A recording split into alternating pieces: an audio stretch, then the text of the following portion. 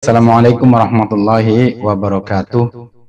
Alhamdulillah kita berjumpa lagi dalam sebuah perbincangan berkaitan dengan manajemen. Dan pada kesempatan ini kita lebih banyak bicara tentang manajemen waktu. Teman-teman sekalian yang dirahmati oleh Allah, tentu kita menyadari bahwa tidak sedikit di antara kita ini ada banyak yang masih belum mendefinisikan apa makna sukses dan apa makna gagal dalam hidup kita. Apa makna beruntung dan apa makna rugi dalam kehidupan kita. Karenanya maka tidak sedikit pula di antara kita ini menjalani hidup dan bertemu dengan kesuksesan serta kegagalan itu seakan terasa seperti sesuatu yang kebetulan saja. Karenanya pula sebagian kita merasakan bahwa ketika kita mendapat keberuntungan atau kerugian itu juga terasa seolah seperti sesuatu yang sifatnya kebetulan saja. Kenapa demikian? Ya karena memang selama ini sebagian kita tidak mendefinisikan dengan jelas apa makna untung dan rugi dalam kehidupan kita, apa makna gagal dan sukses dalam kehidupan kita. Nah, padahal sebenarnya bukanlah demikian. Kesuksesan dan keberuntungan itu sejatinya bukan sesuatu yang terjadi karena kebetulan semata. Ya, memang ada sih kejadian-kejadian orang sukses karena kebetulan. Tetapi keberuntungan dan kesuksesan itu adalah sesuatu yang sesungguhnya bisa kita rencanakan. Sesungguhnya bisa kita rencanakan. Nah, karenanya maka mari kita rencanakan kesuksesan kita ini. Ya, kita rencanakan keberuntungan kita ini. Supaya apa? Supaya kita terhindar dari kegagalan hidup. Mari kita rencanakan keberuntungan dan kesuksesan kita supaya kita terhindar dari kerugian hidup kita ini. Mulai sekarang mari kita lebih merencanakan kesuksesan dan keberuntungan hidup kita ya dengan baik agar ke depan kita ini bisa lebih sukses dan lebih beruntung.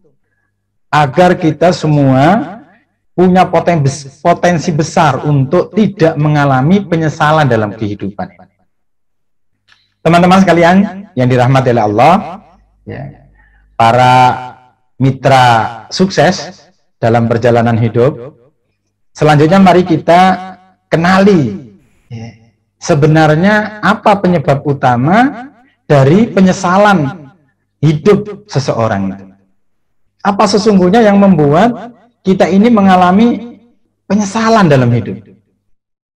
Nah, ini tidak berlebihan karena misalnya di dalam surat Al-Munafikun, surat yang 63 ayat 10 itu, ya Allah ceritakan ketika seseorang itu didekati dengan ajalnya, dengan waktu kematiannya, maka dia mohon kepada Allah untuk kematian ini ditunda, untuk tertunda. Kenapa ada permintaan agar kematian kita ini ditunda dan tertunda? Karena jika Allah kemudian memberikan penundaan atas kematian itu, maka mereka punya keinginan yang luar biasa. Apa yang diinginkan oleh mereka? Punya keinginan untuk melakukan kebaikan-kebaikan, punya keinginan untuk melakukan sodako dan lain sebagainya. Yang selama kemarin-kemarin bisa jadi amal-amal kebaikan itu terabaikan. Nah, tidak kurang Allah berfirman di dalam ayat ini, a'udzubillahi minasyaitonirrajim, ya di penggalan akhir ayat ini, Rabbi laula akhartani. Rabbi laula akhartani ila ajalin qarib. Ya Tuhanku, laula akhartani ila ajalin qarib, sekiranya Engkau ya Allah berkenan menunda kematianku ini sedikit saja, fa'as-saddaqo katanya, ya, maka aku akan bersedekah, wa aku minas sholihin, dan aku akan termasuk orang-orang yang banyak melakukan amal kebaikan. Apa yang terkandung dalam makna ayat ini? Setidaknya kita menangkap ada penyesalan. Ya, kenapa penyesalan itu terjadi? Karena kita sudah berada pada posisi yang tidak ada waktu lagi. Nah, oleh karenanya maka mari kita renungkan bersama Mengapa sih kita ini bisa mengalami penyesalan hidup? Tidak lain dan tidak bukan, teman-teman sekalian, yang semoga senantiasa diberikan sukses oleh Allah Subhanahu wa Ta'ala, itu karena dua hal. Ya. Yang pertama adalah karena kita sudah melihat fakta bahwa kita gagal mencapai kebaikan yang kita inginkan. Kita gagal mencapai tujuan kita. Kita gagal mencapai cita-cita kita gagal mencapai sasaran-sasaran yang kita inginkan. Karenanya membuat kita menyesal. Dan pada saat yang sama kita telah kehabisan waktu. Pada saat yang sama kita telah kehabisan waktu. Di saat kita gagal mencapai cita-cita kita, gagal mencapai tujuan kita, gagal mencapai harapan-harapan kita sudah kehabisan waktu. Kegagalan itu terjadi dengan waktu yang sudah tidak bisa berulang lagi. Tidak ada kesempatan lagi, alias waktu sudah habis. Maka itulah yang membuat kita mengalami penyesalan hidup. Jika waktu masih ada dan masih ada kesempatan, tentu penyesalan itu masih bisa diatasi. Dengan harapan ya, bisa memperbaiki untuk waktu yang berulang itu. Tapi tidak ada yang bisa memastikan kita ini punya waktu yang berulang. Ya, meskipun dalam pepatah kata, ya, setiap kejadian itu akan berulang, setiap sejarah itu akan berulang. Tapi persoalannya apakah berulangnya sejarah itu, ya, kemudian kita juga hadir dalam posisi yang punya waktu di situ. Ya. Nah, maka teman-teman sekalian, ya, jika waktu yang kita miliki ini telah habis, maka penyesalan tinggallah penyesalan. Karenanya maka waktu yang kita miliki ini harus kita kelola dengan baik, agar kita terhindar dari kerugian hidup dan penyesalan hidup. Nah, untuk mengingatkan ini, bahkan Allah Subhanahu wa Ta'ala bersumpah kepada kita. Yang mestinya Allah itu nggak perlu bersumpah kepada kita, makhluknya. Allah itu Maha Kuasa, Allah Maha Berkehendak, dan Allah Maha menepati janjinya. Tapi Allah bersumpah. Ya. Ini menunjukkan betapa Allah mengingatkan kita dengan peringatan yang luar biasa. Sampai Allah itu bersumpah dengan waktu. Kepada kita semua, kepada kita sebagai makhluknya, ya, bahwa demi waktu, manusia itu, kita semua itu, berada dalam kerugian. Ya, kecuali yang mampu mengelola waktunya. Mampu menjaga waktunya. Ya, mampu mengisi waktunya. Dengan apa? Dengan selalu menjaga keimanan. Dengan selalu melakukan amal kebaikan. Dengan selalu saling menasehati dalam kebenaran sehingga kita tidak keluar dari koridor kebenaran.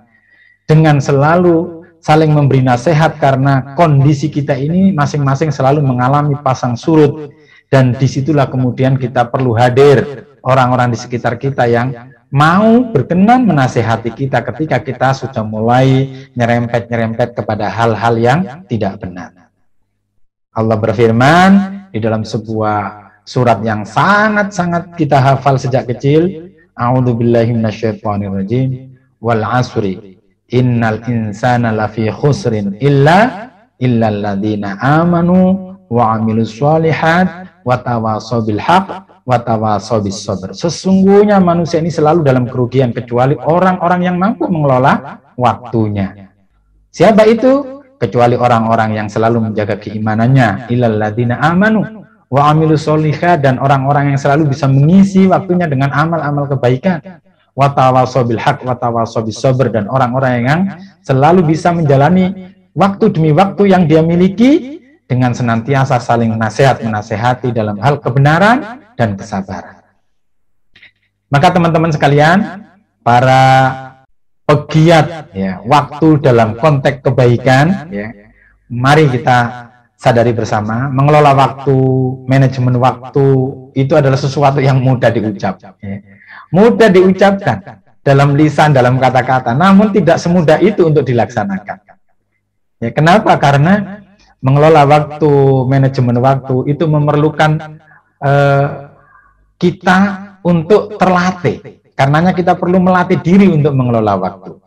Tidak bisa seperti sulapan, orang tiba-tiba bisa mengelola waktunya dengan baik tanpa ada latihan-latihan. Perlu komitmen, ya. perlu komitmen untuk kita mengelola waktu, dan komitmen ini korelatif berhubungan dengan bagaimana kita memandang waktu. Kalau kita memandang waktu ini tidak begitu penting, maka kita tentu kurang memiliki komitmen untuk mengelola waktu. Tapi sebaliknya, ketika kita melihat bahwa waktu itu penting bagi kita, tentu kita akan berusaha dengan maksimal mengelola waktu yang kita miliki. Yang berikutnya, mengelola waktu itu perlu kesabaran dan konsistensi. Tanpa kesabaran dan konsistensi, kita hanya mengelola waktu sesaat saja. Sementara waktu yang kita miliki ini day to day, hari demi hari, minggu demi minggu, bulan demi bulan, tahun demi tahun. Yang kalau kita lewatkan sehari saja setiap pekan, itu kalau kita punya usia ya berapa tahun? Misalnya kita punya usia 100 tahun, itu berarti ada satu hari 24 jam, ya kali 12 ya. Dalam setiap tahun 12 bulan, ya berarti berapa? 12 jam kali 100 tahun, 1200 jam. Itu kita abaikan. Nah, semoga kita selalu mendapatkan taufik, pertolongan Allah, hidayah Allah untuk selalu mampu mengelola waktu yang kita miliki. Dan semoga kita semua terhindar dari kerugian hidup, apalagi penyesalan hidup. Baik penyesalan hidup di dunia, apalagi penyesalan hidup di akhirat. Semoga bermanfaat. Wallahu muwaffiq ila aqwamit thoriq. Wassalamualaikum warahmatullahi wabarakatuh.